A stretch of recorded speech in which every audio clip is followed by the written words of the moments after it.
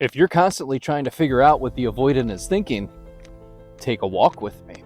Now, it's no secret that we all desire to feel safe, loved, and capable of achieving the types of relationships and life that we desire.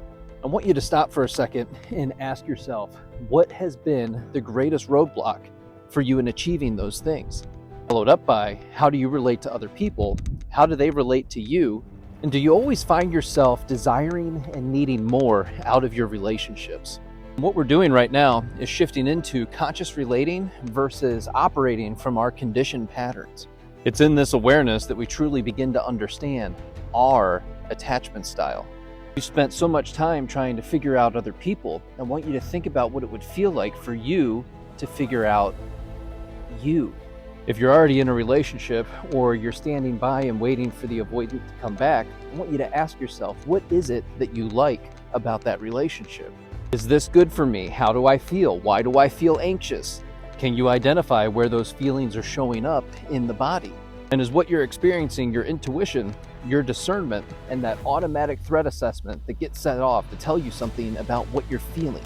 When you have an anxious attachment style, you've been conditioned to reach outward for soothing. Your needs and expectations weren't met, and now this is the other person's fault. You might even be thinking, this is ridiculous. They should know what I want and what I need right now. It would be good to remember that people can't read your mind. Your unexpressed needs, wants, and desires will often lead you down a path of resentment, and also to the statement, if they wanted to, they would. Another question to ask yourself is, why are you making others responsible for the way that you think, act, and feel in this moment? This leaves you feeling without agency because you've given your power away to everyone else. This can also sound like, I just want somebody to make me happy. Once you start diving into the work, you quickly realize that happiness is an inside job. People in our lives are supposed to enhance the joy and happiness that we've already cultivated for ourselves. You can do this by practicing self-love.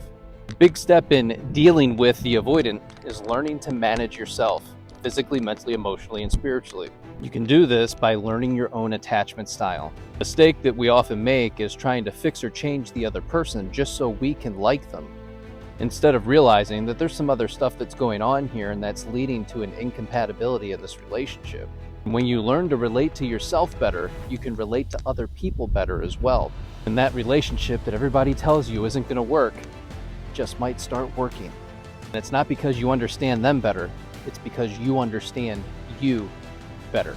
You start to see how your attachment style impacts every area of your life. You gain access to your core wounds and needs. Start connecting with your inner child and bolstering your self-esteem. You find yourself making positive changes in your life and embracing novelty. You start doing things that you wouldn't have done in the past because you trust yourself now. You've learned to lean into your intuition and your discernment. This is a massive paradigm shift from getting others to meet your needs through subconscious and often manipulative tactics to taking your power back, stepping into your agency and your authentic self while allowing and accepting others to be themselves without trying to fix or change them just so you can like them. If you enjoyed this video, be sure to go out and get the book, The New Rules of Attachment by Dr. Judy Ho. Then listen to episode 67 of the Blueprint podcast, where I talk with Dr. Judy about her book. And if you're ready to start making some massive changes in your life inside of a loving community, be sure to join the 21-day self-love challenge. As always, like and follow for more.